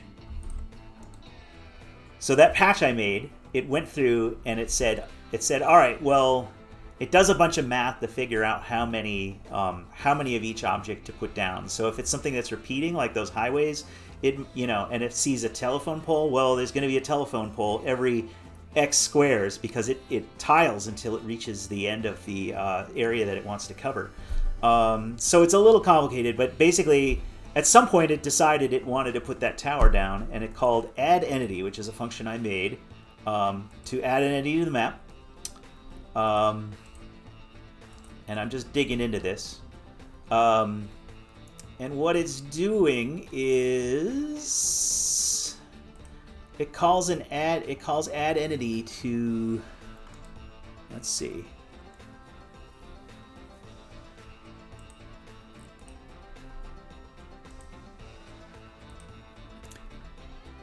So what happens when it builds the map is it creates an entity record, which is a sort of a ghost definition of an entity. It's when you save a game, which I'm working on save games. It's not in yet, but when you leave a map and come back, that's the data that's saved. It's not the entire entity. It's not everything the entity was ever thinking about when you were in the map. It's sort of a stripped down version of it. Low score gaming. Didn't they suggest null references cost the industry millions every year or some such? I think one of the newer versions of C# is going to make you explicitly declare variables as nullable to help mitigate. Yeah, I mean, more tools to keep you from worrying about null references is good. However, if most programmers use null a lot to define something that is not yet defined or empty. If I'm looking for, so here's a function called getEntityInfo, and it takes a string, and I get entity info, and I'm looking. It basically is searching one of this entity data, right? And it's looking for ent_debris_1, and you go in here, and well, this one asserts. So assert is a little shortcut you can put in as a programmer that just says, by the way, we're assuming that this is not going to happen, so error out if it does. But basically, if I'm unable to find this entity, I can in some cases, and I do in some of the get info functions, I return a null, and then at the other end, I check for that null. So nulls get thrown around a lot, so I'm not sure it's really just magically avoidable. Yeah, disable compiler constant. Yeah, I haven't in terms of assigning, checking null, throwing compiler error sound. I mean, it sounds good, but again, in this case, it wasn't even a code issue. It was the fact that data wasn't set up properly, it wasn't spawned properly, and if it wasn't a null, it would have been a blank string. I would have tried to spawn a blank string, and if I wasn't dealing with that gracefully, I'd end up with an error too, right? So it's not like it will magically get rid of errors, because those are caused by aberrant situations that are created by the game doing what the game does, So basically, in this case, the game was trying to. I was looking at the error that kicked this whole thing off because I was looking for. Come on, you. Where are you? It was trying to spawn this inappropriately, and.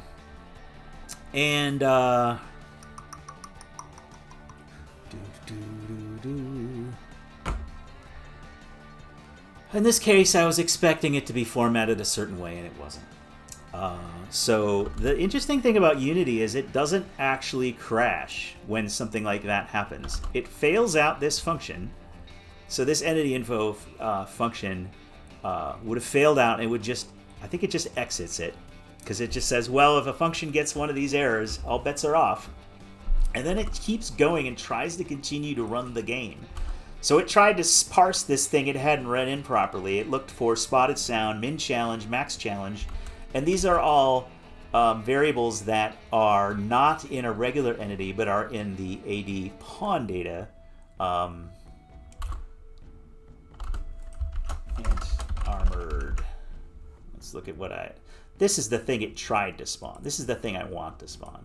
And it's like an entity, but it's got extra crap attached to it. It's got a challenge level. It says how tough it is. It's got a difficulty value. It has a faction, so it's like part of a gang. There's a loot table when it gets destroyed. Actually, a loot table I think is on a regular entity as well. It has a weapon. It can have a weapon. So these are all things that a pawn can have. So anyway, back to this.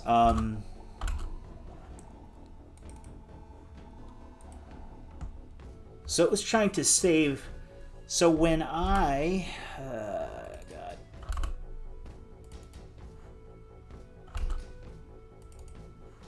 add entity. So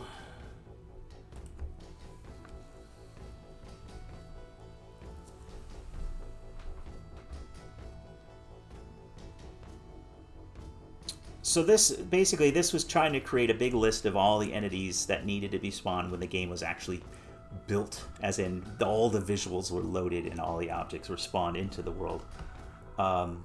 Yeah, you know what? I'm from a C background too, and there's a lot of stuff that C# does that is somewhat voodoo to me. It's kind of weird. I'm used to keeping track of all that stuff, and C#'s just like, don't worry about it, dude. We got it covered. And the truth is, sometimes they got it covered, sometimes they don't. So yeah, it's a little bit weird to me. So I don't know. We'll see. They keep adding stuff to C#, and some of it is good, and some of it is just like, more moon symbols that don't make any sense to me. It's like, all right, you put a ampersand and a percent and a little mini arrow, and you stick it at a thing, and some crap happens. I don't know. I just feel like I'm still trying to keep up with all this stuff they add. All right, so this is a tile record. It added an entity. So the reason this matters, get tile record, is at the other end, it's going to get this entity. So it records that entity, and when it's unpacking it, it records all this stuff, it saves it all out, it figures out where the tiles are going to go, it figures out where all the entities are going to go, and then it says, all right, we're going to bake this scene. And that might be immediately or it might be later, because this is just save game data. At that point, it actually puts down all of that terrain garbage to raise and lower the terrain and change the textures on the terrains. Yeah, Lambdas took some grasping. Yeah, there's stuff I still don't quite understand. Lambda's still a little weird to me yet. I've been using C# for years now, but it hasn't been my full-time day job until a few months ago. I was still just being a designer, right? Using Unreal Kismet and stuff like that. So, or Blueprint, not Kismet. That's old Unreal. So in this case, when it comes time to actually build the map, it unpacks all this data, and it takes an entity record, and it says, I'm going to build an entity. Thanks for the follow, somebody. Draco401, hey, how's it going? Thanks a lot for coming by. Sweet. Build entity. All right. Tell you what, I think I can save this out. So the problem I was having, right? That error. I keep going context switching here, so I apologize if I'm kind of rambling. I'm just gonna say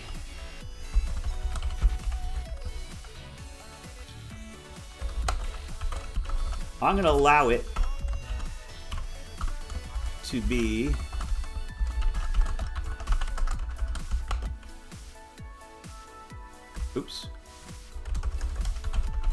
Value 80 pawn data. I'm going to allow it to be a pawn data. I think it will come out of the other end just fine. Because I save, basically I'm saving a string out with a bunch of data. And I'm doing great, Draco. Thanks for coming by. This is great. Making some games, doing some stuff, trying to make things that don't crash, which is pretty cool. Not crashing. All right. I'm going to try and run this. So basically all I did, I said, hey, you know that thing it was safety checking for? I don't care. I'm gonna allow it to use that other kind of pawn data, and let's see what happens. Oh dear. Okay, so now it's actually trying to make an entity at the other end. Do-do.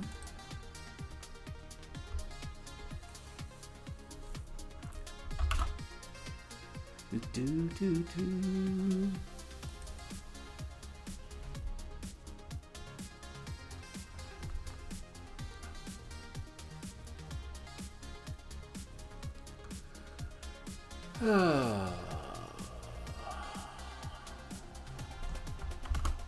Alright. What's going on here? So when it adds the entity... Oh, it gets the damn entity info. Alright. I see what's going on here. So it basically tries to read it as an entity before it even gets to that safety check.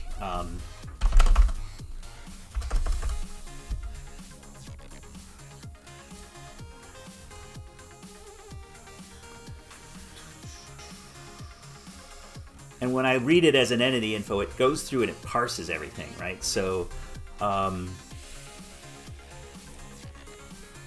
think probably what I'm going to need to do is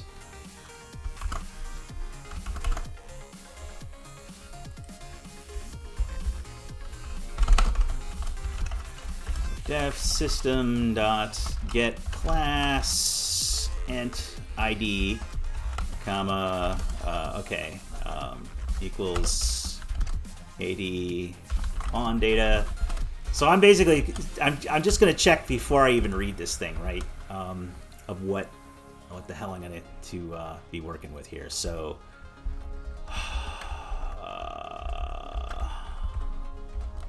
entity info, put this at the top here, and I'm just going to say get pawn info.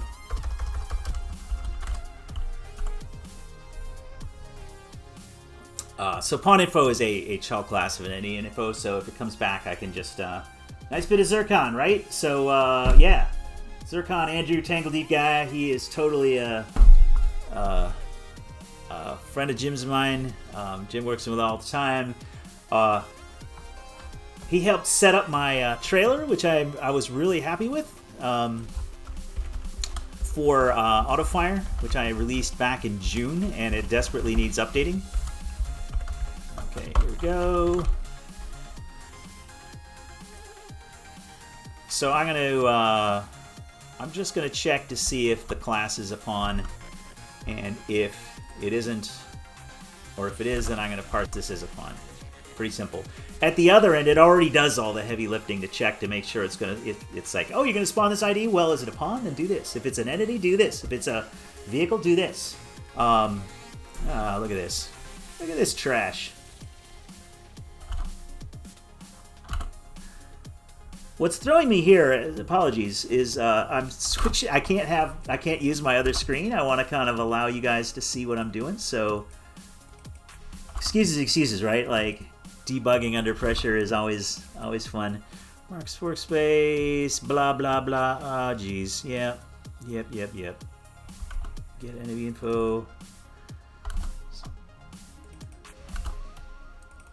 So every time I get an entity info here, I run the risk of that it's going to try and parse it. Oh, God. Tell you what, it's getting a little late, so I am going to hold off on this particular thing that I'm apparently failing at because maybe I'm a little fried. I don't know. Outposts. All right, we're gonna hold off on this watchtower for now. because I'm apparently bad at debugging when I'm spacey. Jeez. I did this last time, right? I hit a bug and I was just like, it's kind of late. I'm going to hold off on that and do it when there aren't people watching me. All right, we got Strong Killer. Let's go to... I want to show off some work that Jim had done. So we got our highway. All right, I'll just show you where we are with the highway again real quick. For Draco, low score, anybody that might be coming in late.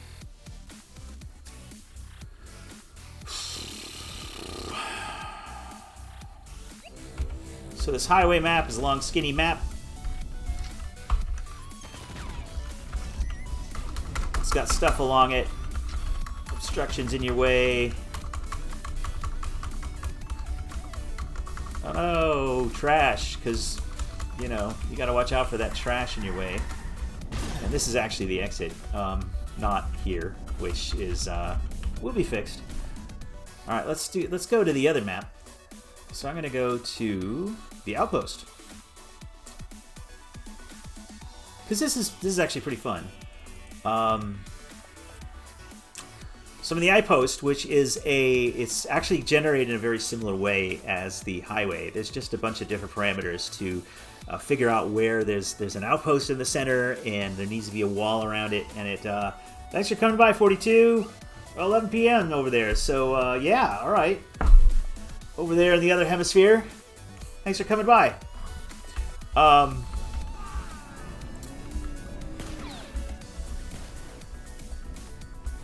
So this outpost map, I'm gonna mount here.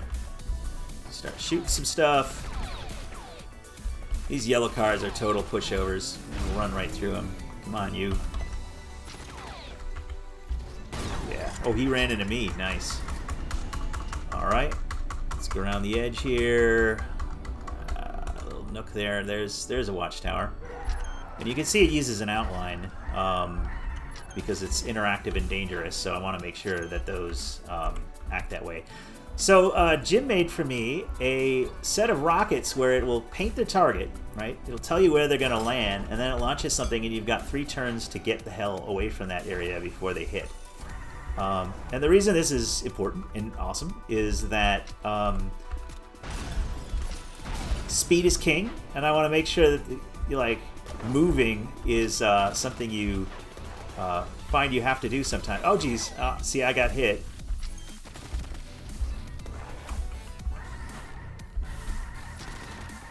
Oh, God.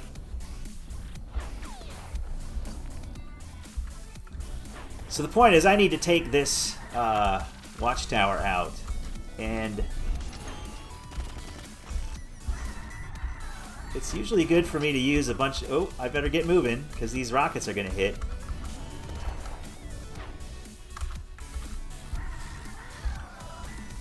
Let's see, if I get speed up, then they're not going to be able to shoot me. So I can then do a series of drive-bys to take this tower out without taking damage. Right, so... Oh god, rockets are... Well, no, the rockets still came down and hit me. And oh, I ran right through the fire slick that it left. So that's pretty cool. And what I found is that this weapon, it's actually an NPC weapon yet. I don't have an official player version of it. But spawn bandit cruiser, let's spawn a bunch of dudes, right?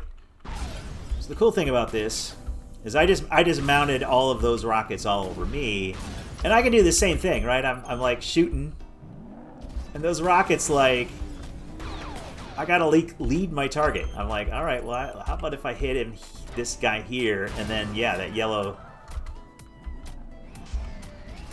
bug is gonna come and hopefully get pelted. Yeah, nice. Because if I just shoot right at it, they're gonna drive right out of that area of effect. Oh geez, and then I just got blown up. So anyway, I'm pretty excited about it. I made a new effect with the like an extra shader to show that off. So let me bring that up because that was kind of fun to work on. Spell marker. Yeah, there it is. Spell marker PF. This is the guy.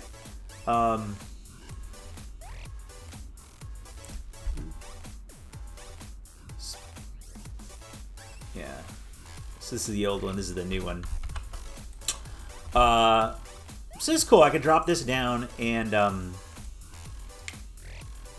it uses a material that I created with Amplify, which is a tool that you can. I think you can get it free, or there is a material editor that you can get for free with Unity. I purchased it just before they became free, because Unity like bought up one of them. There's Amplify, and then there's another one that is almost the same sort of thing. See, I can open it up in the shader editor, and I can show you what it looks like. I'm not going to be doing anything with this right now, but I can mess with it and show you what happens. So the old way is you're doing your code with the shader to edit your shader, and it's the way I used to work. I used to do stuff for Quake 3 where I was writing kind of basically shaders before like shaders were really a thing. I made all sorts of crazy things with it. But the problem with shader code to me is that I haven't really been able to get comfortable with it, just because it's writing it in code. It's really poorly documented. Like you go and you just want like a list of legal commands or some, and it's sure, yeah, you can pick apart shaders that are already there, but I haven't really seen much in the way of documentation of what's legit. And that's always been really frustrating to me, where I'm just sort of faffing around and kind of hoping things work. So this tool is, looks a lot less efficient, right? Unreal does the same thing, and so they're really trying to copy the Unreal model, where you've got a visual graph for editing shaders. But in this case, I'm taking in a texture, right? Where's a texture? Texture that I brought in. Texture coordinates.